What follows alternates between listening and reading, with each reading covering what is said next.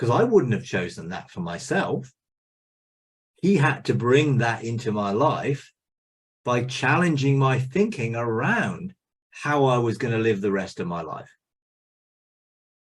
But he loves me so much, he wasn't prepared to let me be in an unhappy state, or not to be loved, or to know what real love was in that way from a person, from human beings.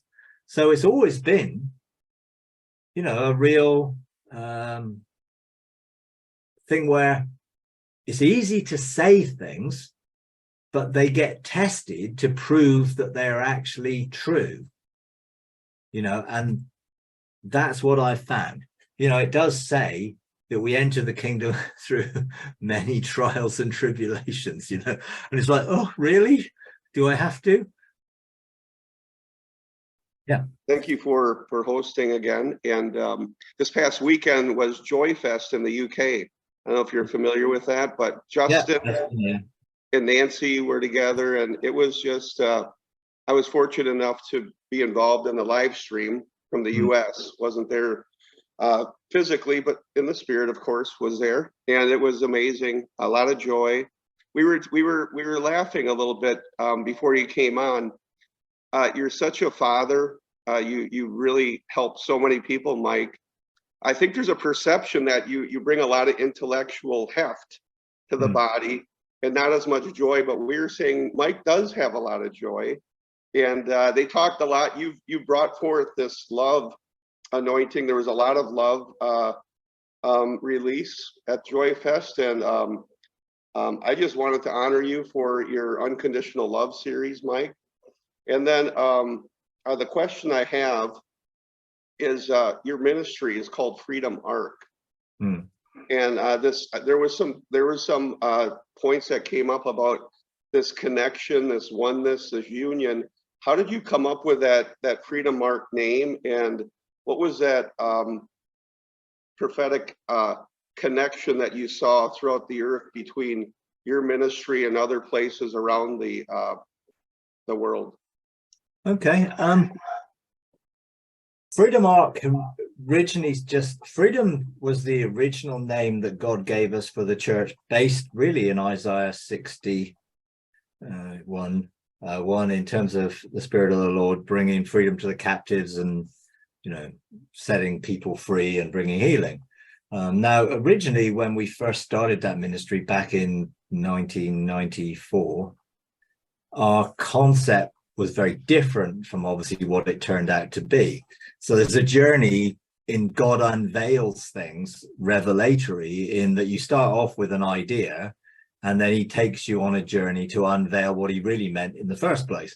So we thought originally, when we were birthed in sort of manifestations of the Spirit and deliverance and all that sort of thing, laughter, and very much based in what was going on in Toronto, although we'd experienced that the year before.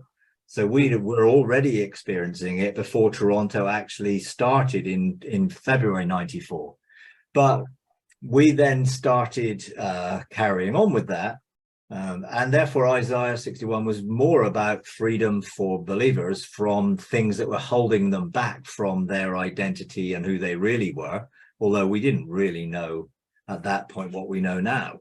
And then that moved on really into freedom to anybody who was in captivity. And then we started to engage with people with addictions, people who had issues and problems. And that eventually led to, running rehabilitation units and day centers and food and clothes and anything really to help people who were in need. So that was an outworking of, the ministry that God had given us church-wise. But we set up separate charities to administer that in the end.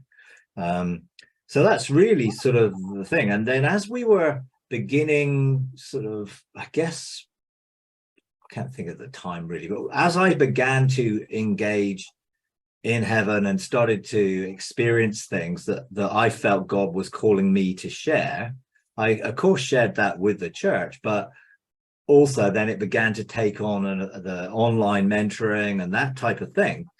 Then we also felt we needed to look to establish an identity for that, which was not just the church, because it was more what I was doing rather than what the church ministry was, with more than me. So ultimately, then we then looked at, well, what do we feel God's calling us to do? And we felt God was calling us to still carry that freedom name, sort of liberty, freedom, but to see it in a apostolic resource center. So rather than it being a physical place, that we would be a center spiritually to be able to resource people in their sort of legislative governmental identity, really, at that point. That's why we use the word apostolic. I probably wouldn't use the word apostolic today because it carries with it all sorts of different connotations. But then we were like, okay, we have a message. We believe we're messengers, and we want to equip the body with that message. And therefore, we want to be a resource, and we feel that we are a place where that can be. So we came up with Freedom Apostolic Resource Center.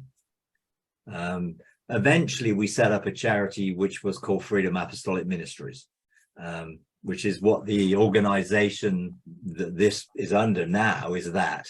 But we still use the email Freedom Apostolic Resource Center because it's too much hassle to change it anyway.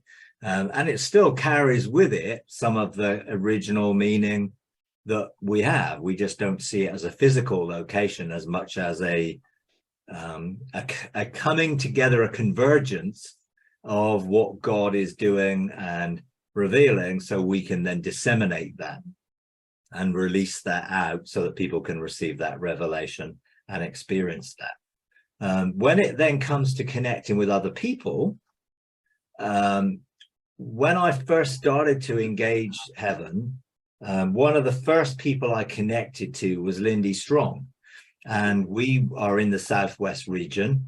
She has a ministry down in Totnes, and she also has a ministry for freedom, and she also has a ministry helping people in addiction and poverty. So we were very connected and very similar in what God had called us to do, but we started operating as a bench of three in sort of heavenly government.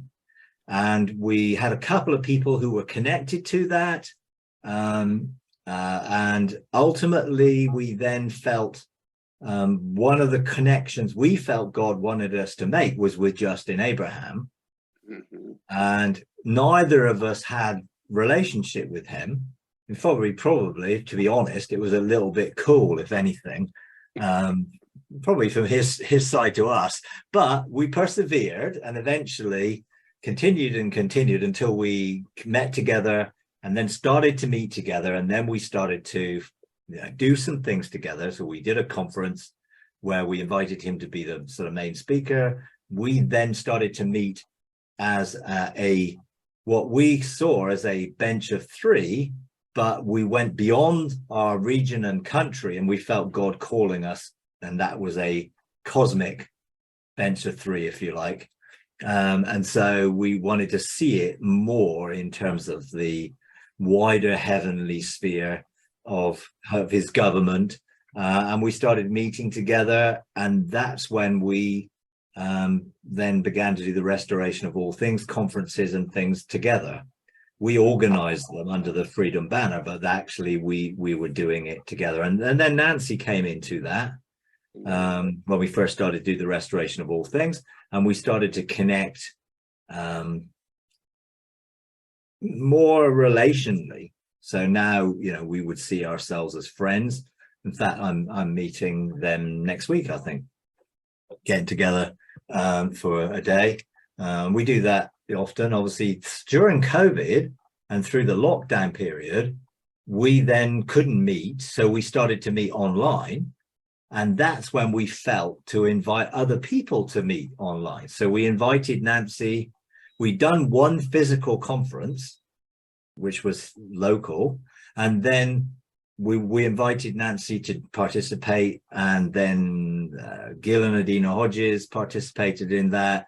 And Chris Carter participated in that. And a few others who sort of dipped in and out of it.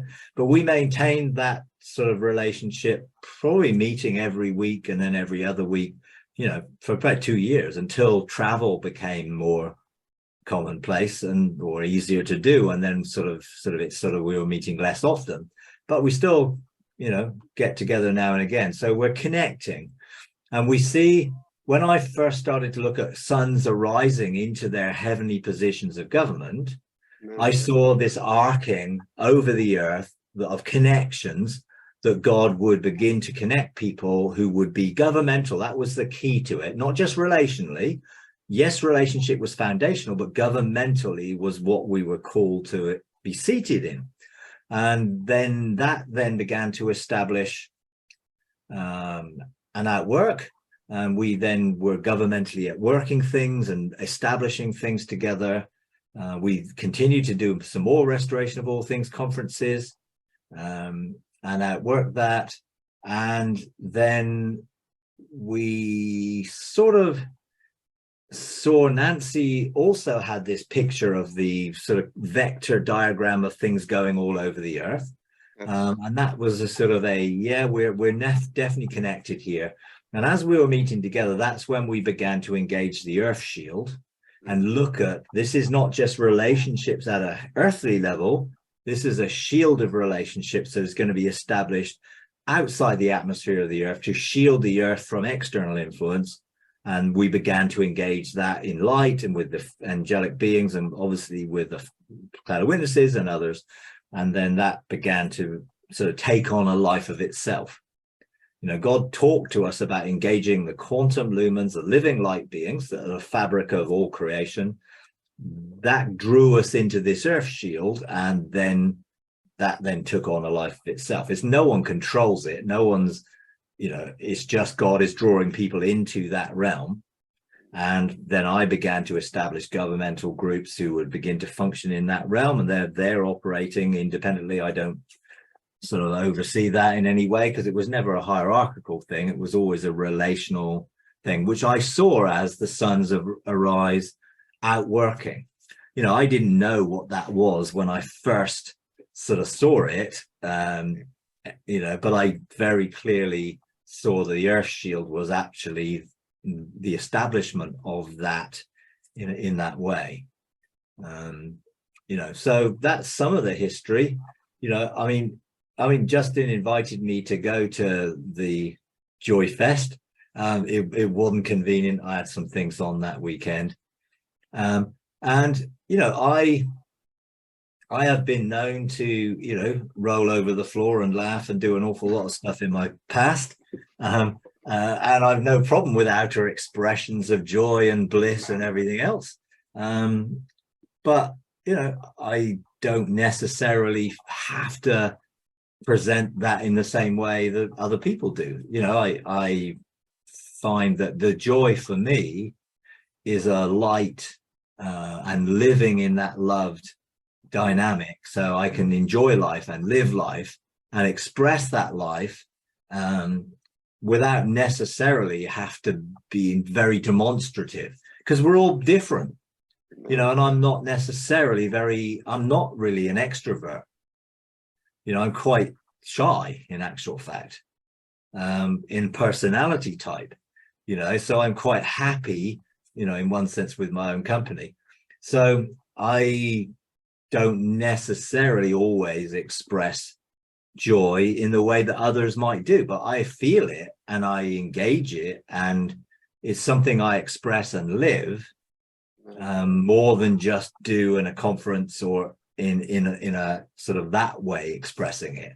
But I certainly, I am living, this whole living, loving, and loving, living, and living, that sort of thing. I love living. Life is joy to me. It's a joyful expression of my relationship with God and how I can administer unconditional love around my life and in that way. But I'm in very good relationship with people who do things differently, who have a mandate to facilitate things, which I don't. Definitely the restoration of all things mandate was to bring about a releasing of that revelation to the body. And I think we've been able to do that. And the books, have been sort of part of that in expressing that. And we're still connected in relationship around that whole thing. And I think there's probably still lots that God wants to do in that area. That, you know, my heart is to be involved to facilitate that.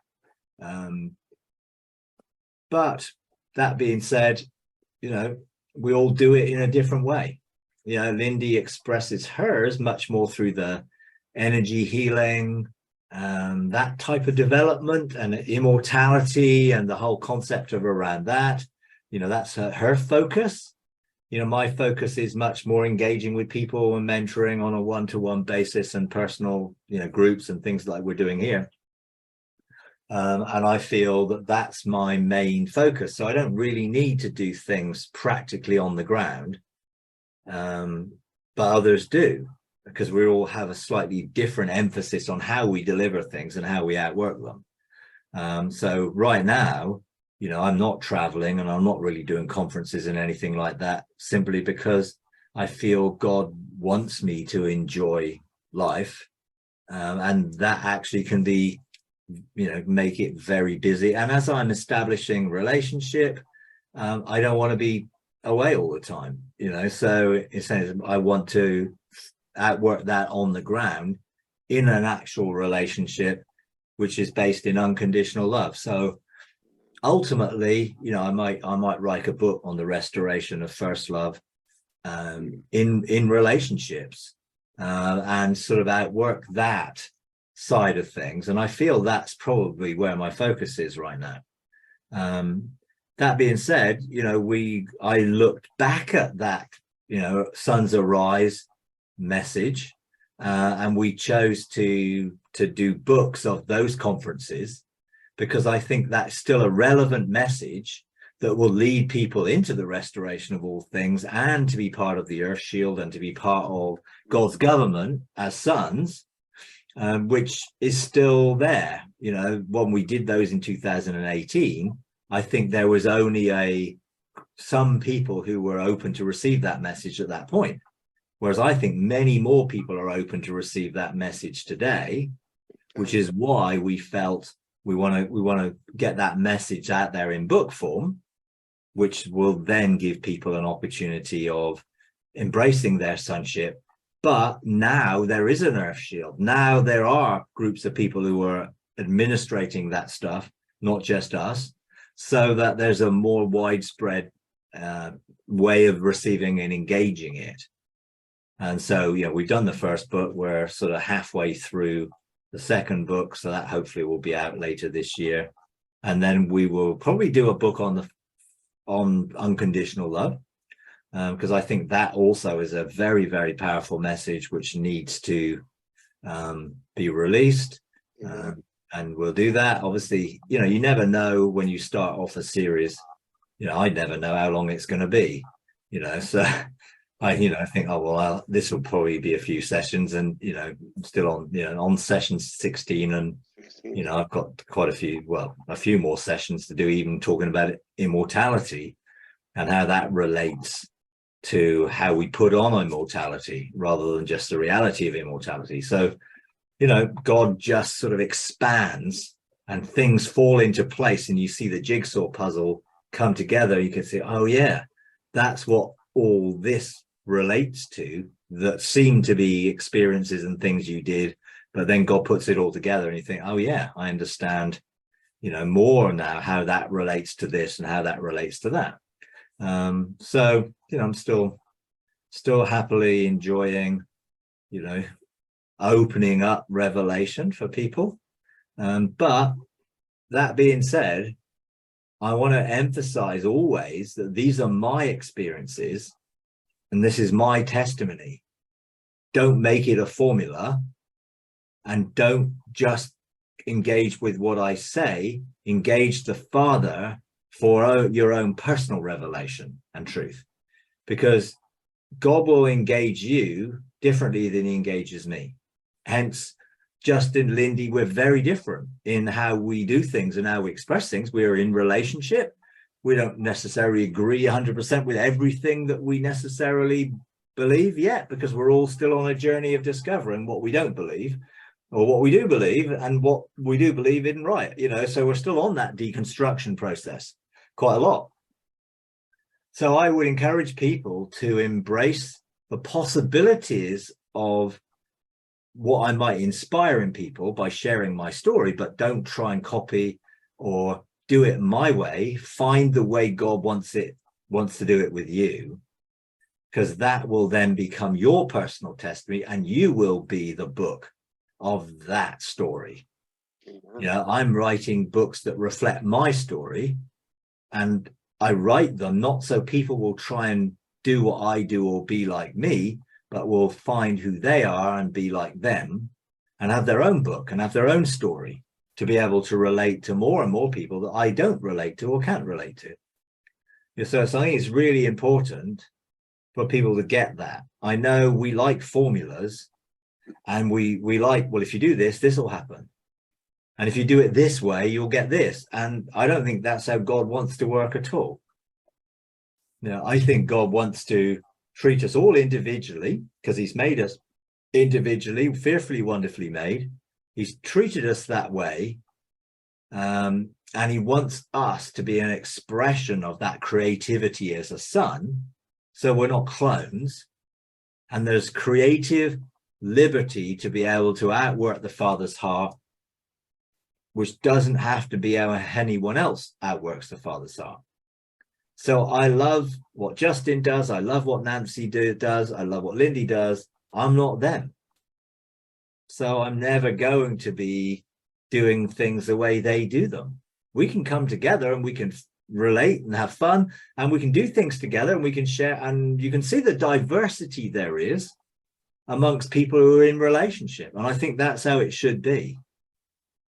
I really don't want to try and set up this, here's the way it should be done. But what I'm trying to say is, here's what's possible. Find all that for yourselves in your own relationship with God. So one thing we've missed is your Vision Destiny series that have gone on for years, Mike. Is there anything that you'd like to reveal today that you feel like the Father would want you to share, seeing that Vision Destiny isn't, I think you stopped it last year at some point, was it, Mike? Yeah, I stopped it in Vision Destiny 2022, which was done in 2021. So last year, 2022, and this year, 2023, I'm not journaling and doing the things I did before, because Father told me to stop. And he told me to stop so that people can have their own series of revelations that they get from their own journals of what God is saying, rather than me telling them everything that I have a revelation of. And I think the Father did that knowing what was coming for me in needing to establish a new life and a new relationship and outwork that in everyday life, and actually find joy, and find happiness as well. I've always been joyful because that joy comes from that deep relationship with God. But happiness is different. Happiness is what you have with other people. And there was not what I would say is a deeply happy time. And therefore, having now come into a period of happiness, God wants me to enjoy that. And so I don't feel that will probably start again. But the Patreon, setting up the Patreon group, was really about connecting with people and being able to share some messages without it being, here's a whole load of teaching, go and listen to it. There's more interaction and more opportunity within that to be able to engage with people who probably wouldn't maybe want to do the Engaging God program and spend years doing it, but they can still interact and still get sort of some revelation of what God is saying. And so, the unconditional love has been, I guess, what I've learned to live in and learn to express. And then that then becomes the message that I carry, I guess. at this point in time.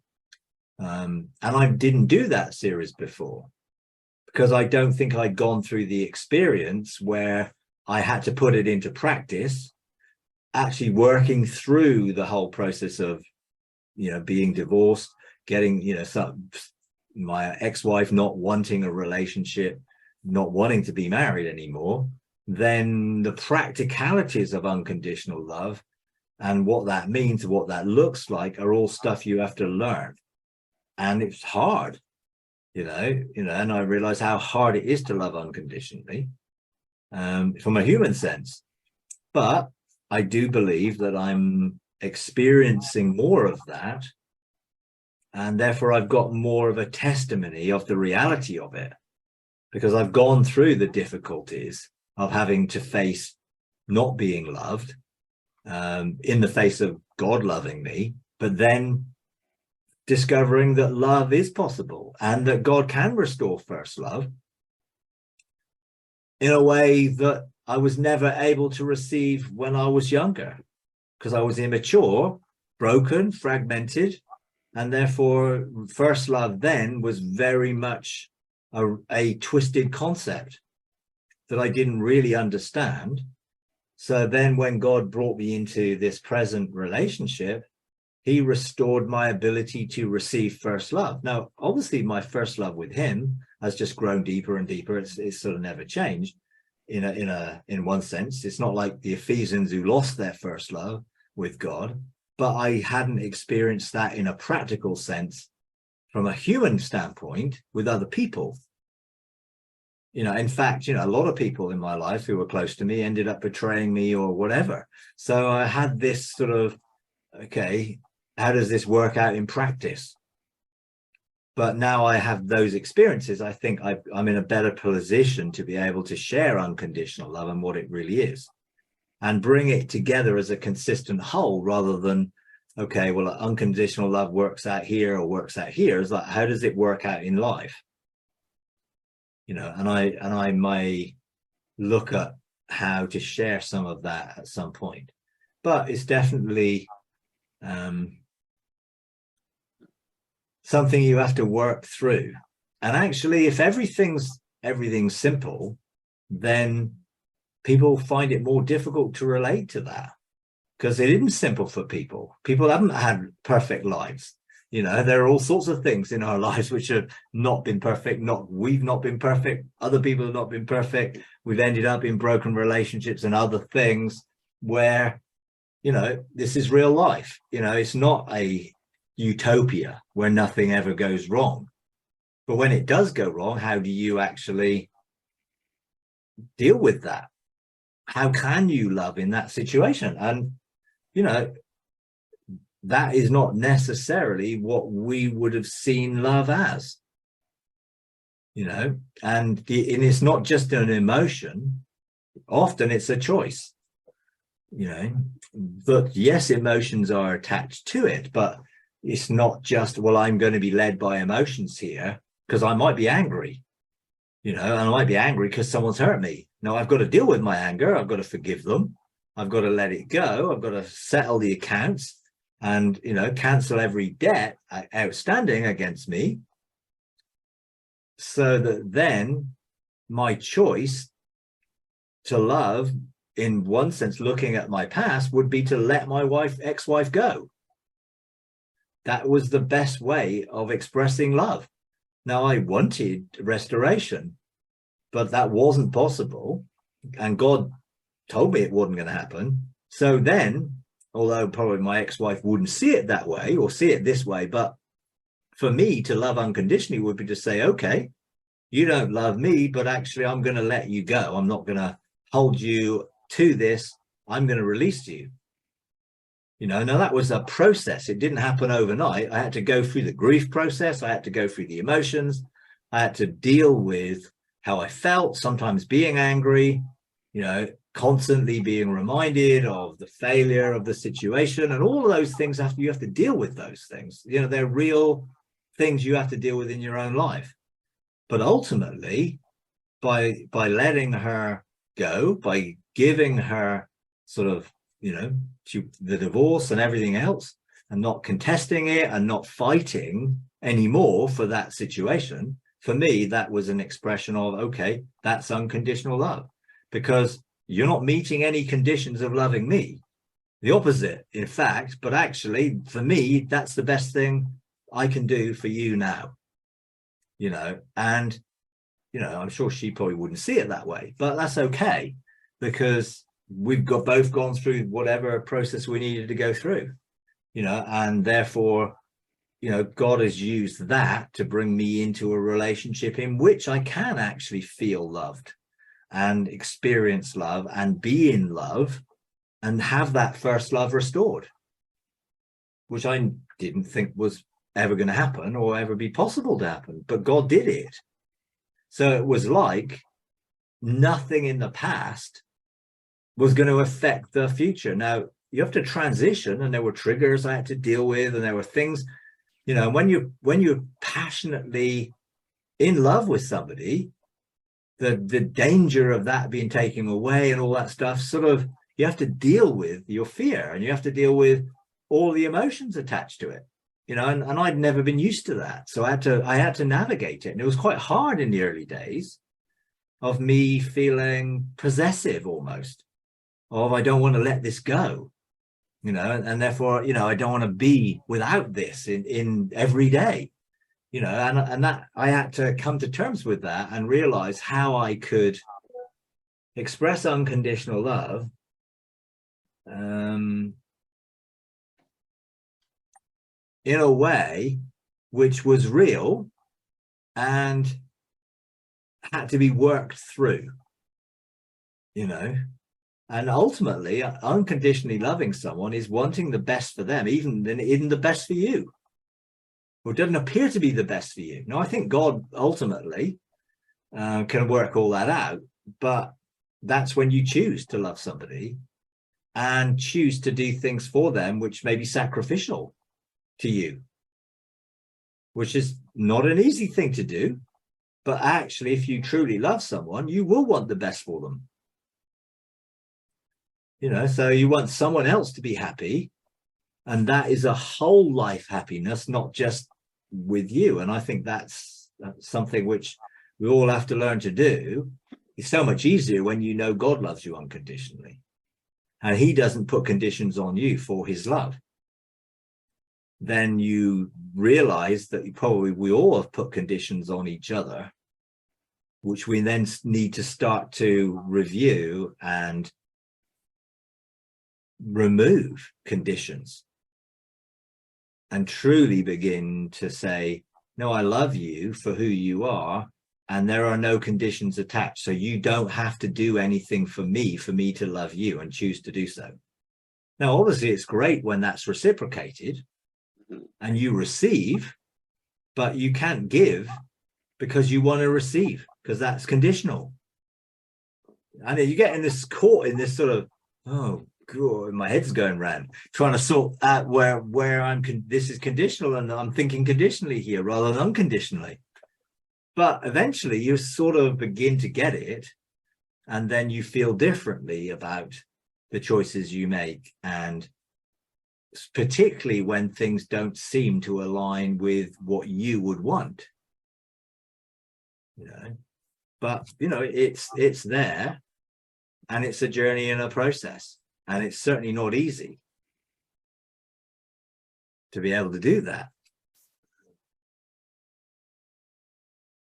But I feel extremely happy, as well as being full of joy and enjoying life. I feel really happy, and therefore, that in itself gives you a sense of contentment, which, I'd settled for less than for a long, long time. And now, having received more, I realize, what I was missing, obviously, but also I'm content in that and enjoying it. So it's good. I'm going to jump in here if I can. Mike, we could totally relate to everything you're saying. And I just, we are full of love and joy and peace. And my wife and I are just celebrating that every day, every moment. My question would be, after watching Chris Carter's videos, we watched 2 videos of Chris Carter, and he expressed himself in a way that I could relate, and I didn't understand if the Lord was really like that. The way he described talking to God, talking to the Lord, his relationship with the Lord. And it so complements where you're at and what we see where you're at in love and relationship, especially through the Engaging God program. I want to ask you, what were your feelings? What was your emotions when you started talking to the Lord? How different was that compared to church life? Of course, church life was different. But what was your experience with the Lord, if you could put it in so many words? Okay. I mean, in the situation with Chris Carter, and there was another friend I had, Anna Wingate, who also died in a week, and my mum died in the same week. I know she was 91, and it was a relief in one sense, because she was sort of bedridden and had COVID and didn't recover, and she was basically not eating and stuff. So it was a relief when she died. But actually, I've been teaching on immortality, and then you're faced with 3 people who die. And then yesterday, a friend of 30 years also I heard had died. So I'm like, this is a challenge. So do I understand all of that? I understand my mum, Chris Carter, Anna Wingate, they both believed and ascended and engaged heaven. And I don't understand why they died. And I don't have an answer to it. I went to God and I talked to him, and I didn't feel he gave me any sense of they're going to be healed. But my desire was, and I joined with everyone else's desire, that they would be healed, but they weren't. So from that sense, these things create difficulty, and they challenge actually your relationship with God, of whether you're going to trust God when you don't know and you don't understand. So as my relationship with God developed and got deeper, and as I surrendered to trust him, which was a long time ago now, back in 2012, that trust has been challenged. Do you trust me when things aren't as you expect and aren't as you want? So I had to learn to trust him when things didn't go the way I thought they should go.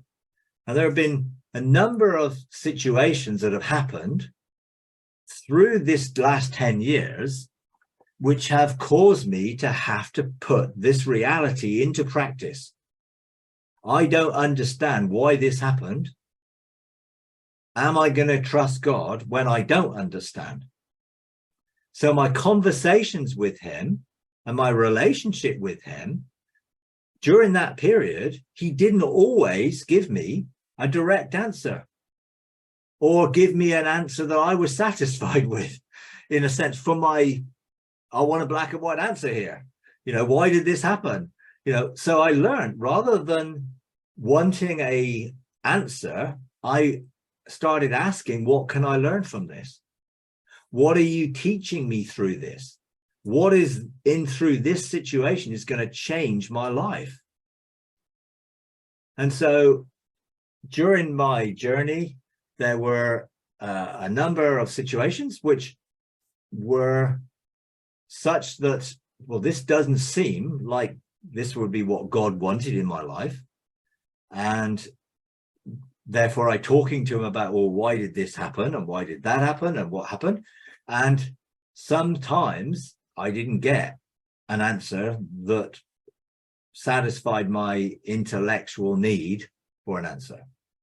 But I trusted God.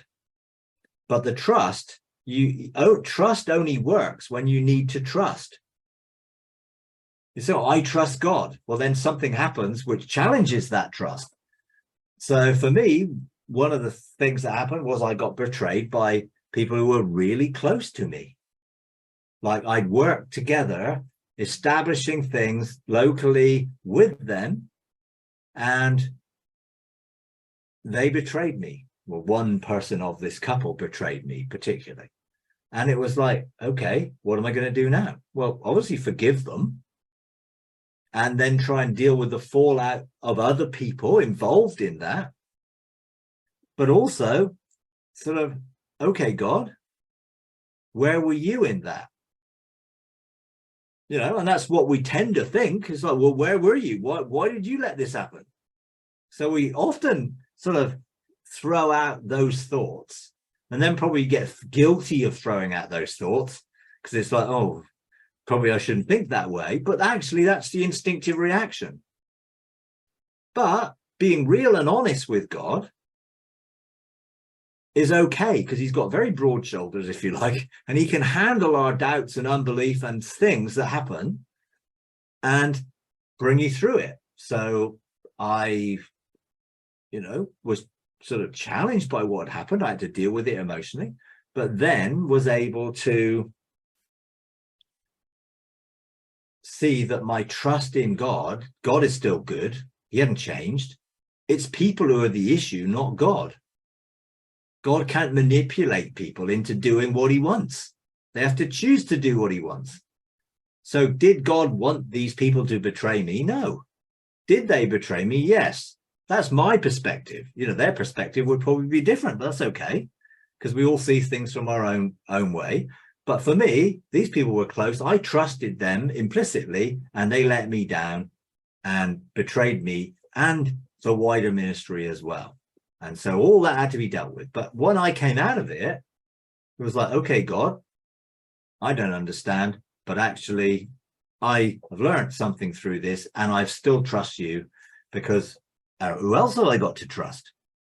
It's like, but it gets challenged. And then when the situation occurred with my sort of the various situations in my family, which, have been situations which are, okay, how am I going to deal with this? Whatever. And then obviously the situation with my wife and ex-wife now and all of that, it's okay. Do I still trust God when things happen that I don't want to happen and I don't even think he wants to happen? But they did happen.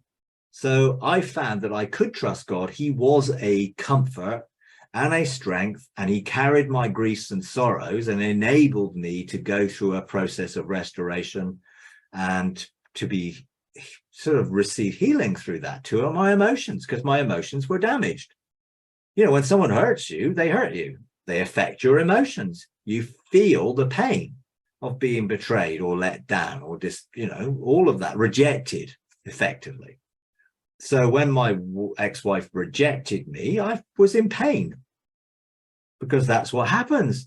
Now you can mask the pain, or anger can be an expression of that pain, and you can all have all sorts of outward expressions, but ultimately it's pain. Now, I believe that God was with me through that and healed me and restored me and then took away the pain and replaced the pain with something so much better, but I trusted him through the process, but it was a process. And anyone who says you can just trust God all the time through anything probably has never had anything go wrong to challenge that. So it's got to be real trust, not just saying we trust him. And you never know until you face situations where you have to trust him when you don't understand. And recently, the situation with Chris Carter and my friend Anna, I cannot say that I understand. And I know people have postulated things, and I'm not going to put a hypothesis out there of why. I wasn't in their shoes. I don't know what they were thinking on the inside. I don't know what was in their heart. I don't know how they were dealing with it. I know God loved them unconditionally, and I don't believe God wanted them to die, but they did. And I know people who have the sovereignty of God issues as well. It must have been God's will if it happened. I don't believe that. And I don't believe that everything that happens is God's will. You know, that's more fate, you know, and, you know, more of a Muslim view of it. You know, it's like, well, if it happened, it must have been God. You know, I don't accept that, but I do believe people have choices and people do things. But how do we relate to God when that happens? And sometimes we blame God for what people have chosen to do. And I've learned not to blame God, but to trust him and to believe that he will bring good out of every situation because he loves me. And I can learn something in every situation. Now, I can relate to people who've gone through divorce in a way that I couldn't relate to them before because I hadn't been through it myself. I had no testimony to be able to share. Now I do. So I see the redeeming factor to it. And actually, God has given me something that I didn't think possible. And I bless him and thank him for that. Because I wouldn't have chosen that for myself. He had to bring that into my life by challenging my thinking around how I was going to live the rest of my life. But he loves me so much, he wasn't prepared to let me be in an unhappy state, you know, or not to be loved, or to know what real love was in that way from a person, you know, from human beings. So it's always been, you know, a real thing where it's easy to say things, but they get tested to prove that they're actually true, you know, and that's what I found. You know, it does say that we enter the kingdom through many trials and tribulations, you know, and it's like, oh, really? Do I have to?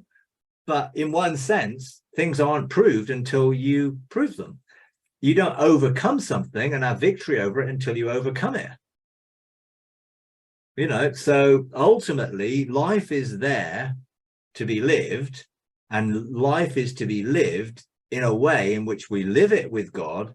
He's with us, he's in us, he loves us, but that doesn't mean that everyone else does, or that things don't go wrong, or things happen which are not ideal. But God is unchangeable. His love is unconditional.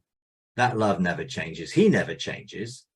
So am I going to let a circumstance change my view of what God is like? No. So when it comes to my relationship with God, it's real. I talk to him like I would talk to someone. In fact, I talk to him in a way I probably wouldn't talk to anybody else, because I wouldn't want to offend anybody else. But with God, I know he doesn't take offense with me being real and being honest about how I feel, about what's going on. So I was moved with compassion for Chris Carter and for Anna and for others. And therefore, I joined my intention with everyone else that they would be healed and restored. And when they weren't, I wasn't disappointed, because I wasn't going to let my heart get sick. And that's the problem. When we set up an expectation, it can be realistic or unrealistic, but if it doesn't come to fruition, it's easy for our hearts to get disappointed, and then they become sick, and it's less easy then to engage in the future. So I didn't allow that disappointment. I was moved with compassion. I wanted for them to be healed and restored, but I didn't have that conviction from God. It was the desire of my heart. And I don't think it was a wrong desire. Why would I want anyone to die? Obviously not. But I didn't have the conviction that I could say 100% that God had told me he was going to heal them. So I didn't get disappointed, but I had to then hand over my grief and sorrow again to the Father for him to carry it with me. So I didn't deny the fact that there was a sorrow, sadness, and grief around Chris, Anna, and my mum.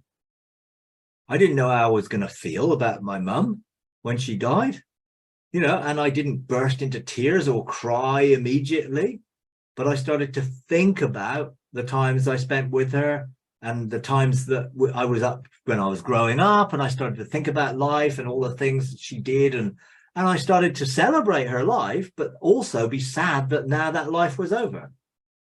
So there was a waves of sadness that came. I didn't try and stop the waves of sadness. When they came, I embraced the fact that actually, yeah, I'm emotional about the fact that she's no longer here. You know, the last few years, her life sort of became less and less active, and you know, she had Alzheimer's at the end, and so you know, our conversations on the phone became very short because within a minute or so, she was back and forgotten what we talked about. So we started having to talk about the same thing again.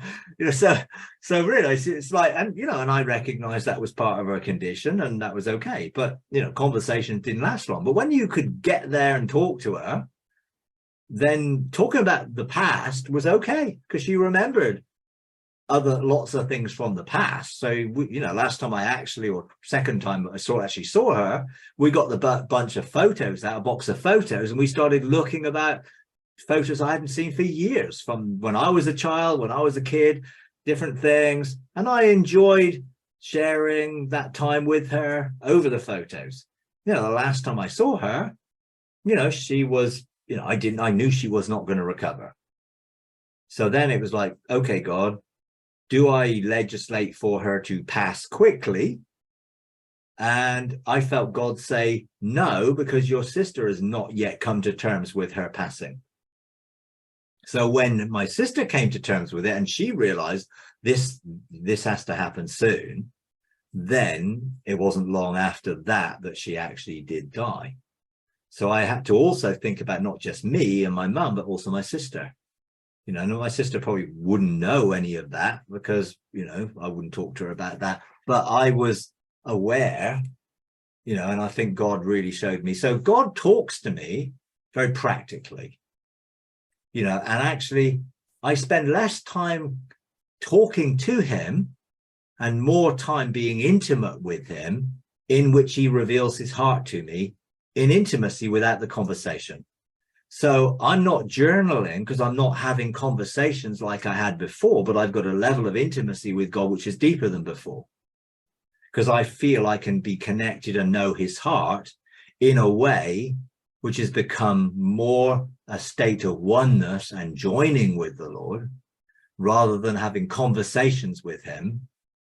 I live and dwell heart to heart, face to face, mind to mind in an intimate way, which I believe he reveals more of himself that way, which is more personal to me, and I can't describe that to you.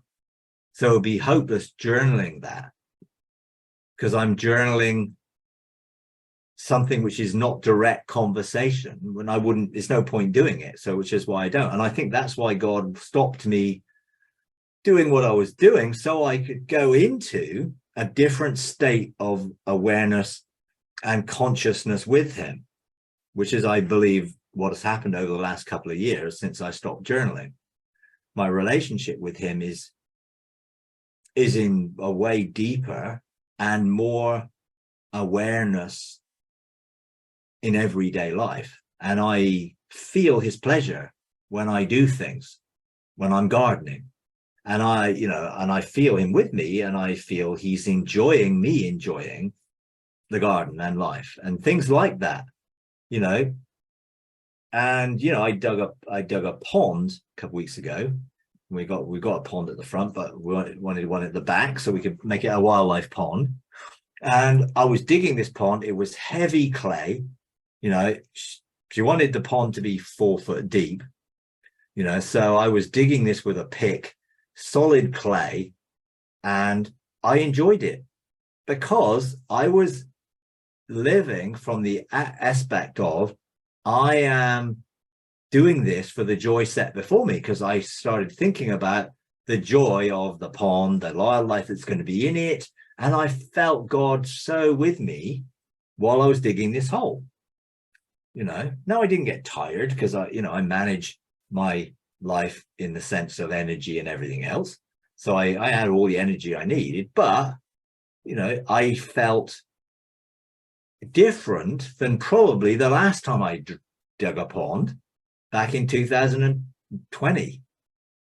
You know, so 3 years later, I'm digging a pond, but I recognize my relationship with God was different now because I had become more intimate in that relationship than I did before.